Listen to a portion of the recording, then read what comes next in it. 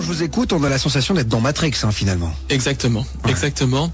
On est dans Matrix. Alors, le projet Bluebeam, pourquoi il se met en place maintenant? Pourquoi ça met autant de temps?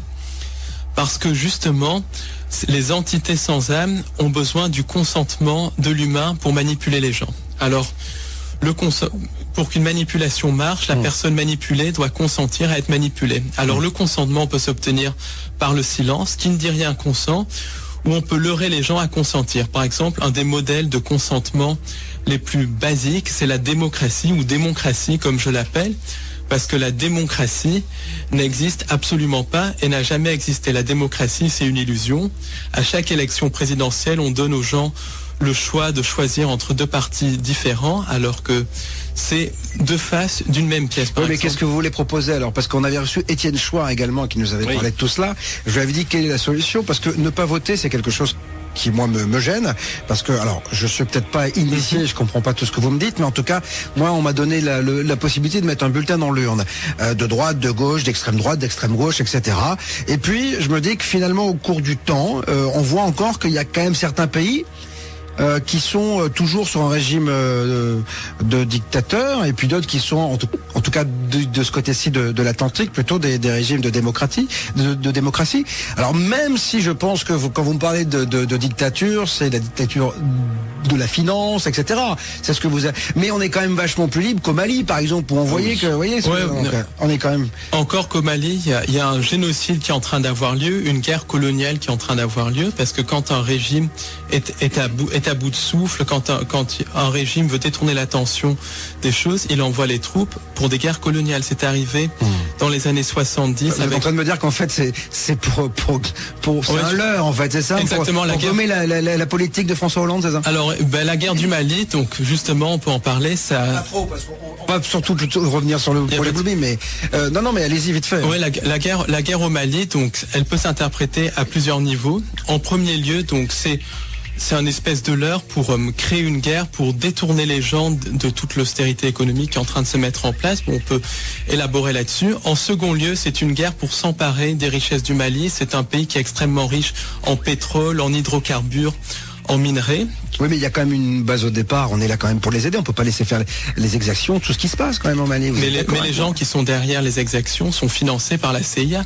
Les groupes comme AQMI et tout ça sont liés à Al-Qaïda. Al-Qaïda, qui est une création de la CIA, qui a été créée par la CIA dans les années 80 pour lutter contre les soviétiques en Afghanistan, et qui utilisait tantôt comme le gentil, tantôt comme le méchant. Mais alors pourquoi vous me dites? Parce que c'est vrai que moi, depuis que je suis tout gauche, j'ai toujours entendu dire que la CIA était derrière tout. Et pourquoi aujourd'hui on laisse faire encore?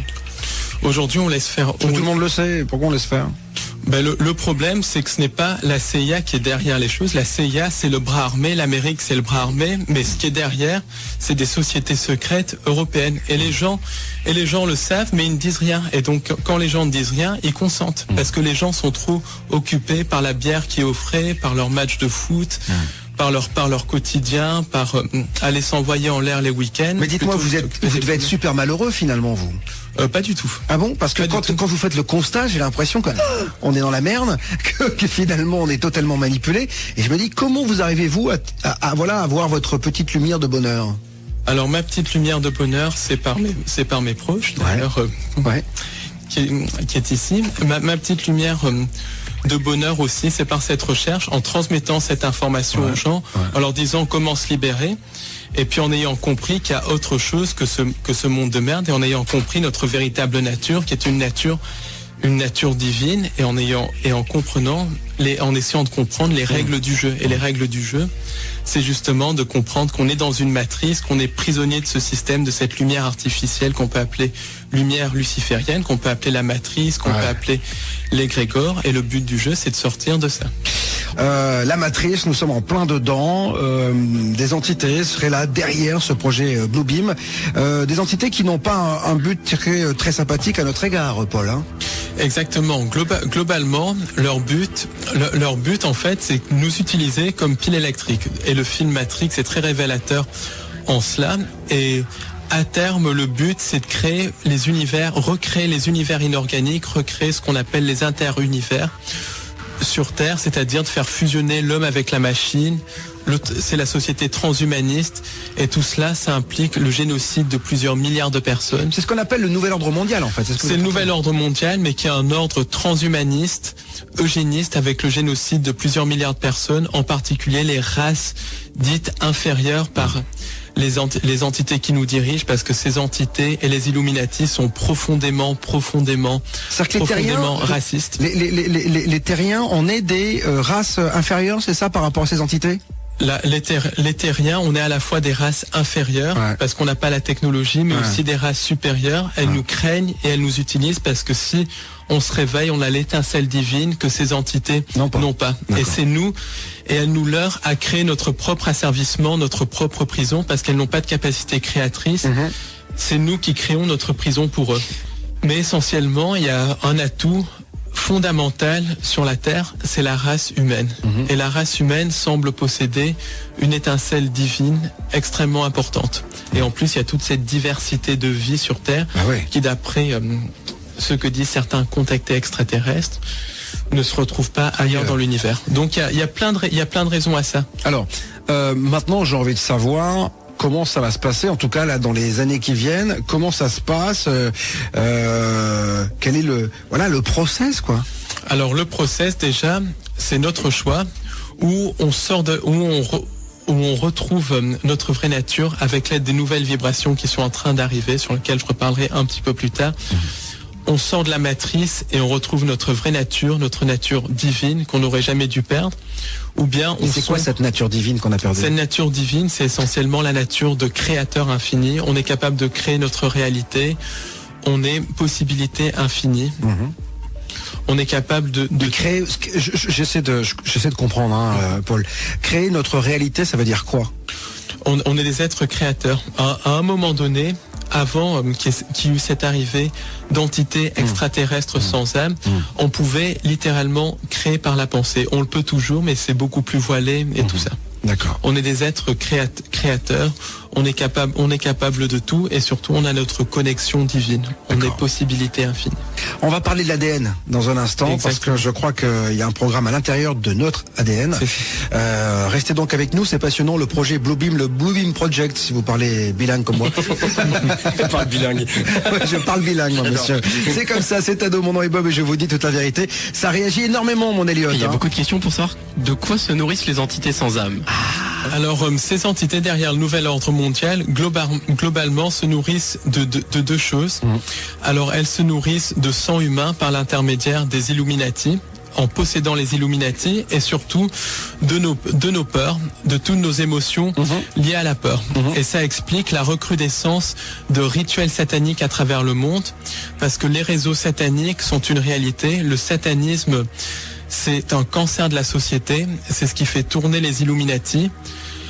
Et les rituels sataniques, c'est quelque chose qui a lieu dans les hôtels particuliers parisiens, les hôtels particuliers londoniens, les hôtels particuliers de New York, les palais de Shanghai. En fait, c'est chez les riches, quoi, vous êtes en train de me dire ça, parce qu'un hôtel particulier à Paris, ça vaut 15 millions d'euros. Donc, voilà, c'est même pas chez les riches. Chez les initiés, dans les familles Illuminati, dans certaines loges de sociétés secrètes, c'est un des cancers de la société. C'est un sujet qui est tabou, même parmi les chercheurs de vérité, et c'est un sujet que j'ai envie d'exposer, de dénoncer, parce que c'est vraiment un génocide qui a lieu sous nos yeux. Et attendez, qu'est-ce qu'ils font dans ces rituels sataniques? Ils tuent pas des gens, quand même. Dans ces rituels sataniques, il y a justement une composante de sacrifice humain. Et c'est un ciment qui relie malheureusement le monde de la politique, une partie du monde de la politique, bien sûr. Mais que fait la police? La police est très souvent corrompue par ça, ou est très souvent ignorante. Par exemple, en Angleterre. Enfin, on a les services secrets, on a des gens quand même qui sont de la DGSE, des gens ont des RG, on sait tout aujourd'hui sur tout le monde.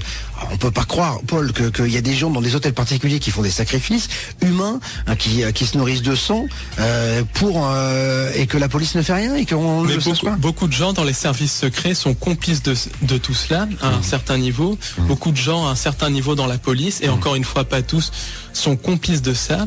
Et beaucoup d'autres policiers refusent même de voir la vérité en face, parce que pour eux, ça paraît incroyable, et pourtant, c'est vrai. Exemple, il y a en Angleterre une affaire qui vient de sortir, qui est l'affaire Jimmy Savile. Alors l'affaire Jimmy Savile, c'est en gros une affaire de pédophilie qui implique un ancien présentateur de télévision anglais décédé en 2011, Jimmy Savile. Et Jimmy Savile avait ses entrées au niveau de la noblesse anglaise, de la très haute noblesse anglaise, au niveau d'une certaine famille qu'on ne nomme pas. Il avait ses entrées aussi au niveau de beaucoup d'hommes politiques anglais, des deux partis, travaillistes et conservateurs. Et cet homme-là est un des plus grands délinquants sexuels du Royaume-Uni. Il a abusé plus de 500 enfants. Pendant 30 ans, il y a eu une omerta totale. Et maintenant, il y a des témoignages qui commencent à sortir, qui disent que Jimmy Savile participait à des rituels sataniques avec des hommes politiques au niveau de l'île de Jersey, dans certains palais et tout ça. Et il y a une opération de police, mais qui ne parle absolument pas des connexions politiques, donc qui met en accusation des gens du show business et tout ça, mais qui ne va même pas regarder du côté des politiques, du côté de la noblesse. Alors, ça me rappelle un peu Whitechapel quand même, ça déjà, ça. C'est un petit peu les affaires de Whitechapel. Ouais. L'affaire du trou, par exemple, implique comme une grande partie de la très haute noblesse belge. Elle implique aussi un grand nombre d'hommes politiciens belges, des notables de l'OTAN, des notables des Bilderberg. Bon, on a compris que de toute façon, c'était pourri. Hein. C'est-à-dire que là, on est quand même dans le sordide. Hein. C'est-à-dire que dans le monde politique, globalement, le monde, les Illuminati, c'est un système qui est ce qu'on peut appeler satanique, qui est basé sur le sacrifice humain, sur la sexualité dépravée. C'est absolument horrible. Pourquoi ? Parce que l'énergie de peur dégagée lors de ces rituels va nourrir ces entités sans âme qui se nourrissent de nos peurs. Ensuite, il y a d'autres rituels à très grande échelle, des rituels sataniques à très grande échelle, qui font appel au symbolisme. Pourquoi ? Parce que le symbolisme va porter essentiellement la vibration de la personne qui a créé le symbole, et beaucoup de symboles sont créés ou détournés par les Illuminati. Et un symbole, c'est quoi ? Un symbole, ça peut être une figure géométrique, comme le triangle par exemple. Quand tu voyais qui coupait la tête à un enfant, c'était la vérité, ça se passait devant toi ou ça aurait pu être un film ? Non, c'était pour de vrai. Parce qu'il criait l'enfant tout le temps. Et puis après, il s'évanouissait, il nous disait qu'ils allaient nous couper la tête aussi, alors ils nous mettaient pareil sur ça, c'était devant le sang, et après on avait très peur et on croyait qu'on était morts. Mais pourquoi ils faisaient ça, ces gens-là ? Je sais pas, parce qu'ils sont méchants, ils sont fous. Je sais pas moi pourquoi ils faisaient ça, ils sont méchants. Nous on n'a rien fait, on était des enfants. Des enfants, non, ici. Des têtes d'enfants au bout de pique. Les têtes de ces enfants dont Marie nous a dit qu'ils auraient été décapités sous ses yeux et qu'on retrouve dans plusieurs de ses dessins.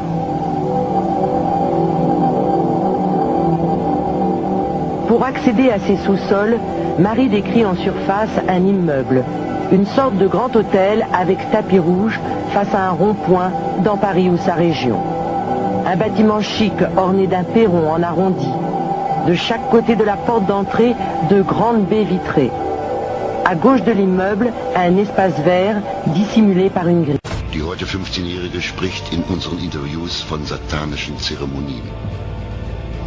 En fait, il y avait Also, es gab einen Tisch und da waren Kerzen und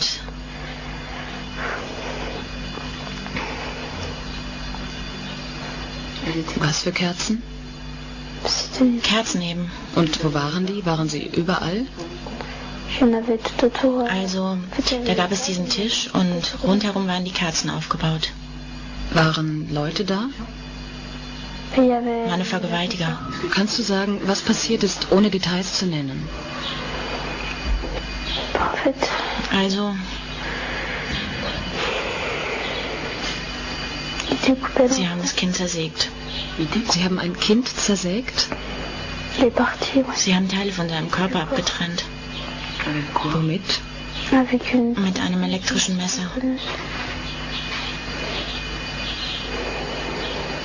Haben Sie das Kind lebend zersägt?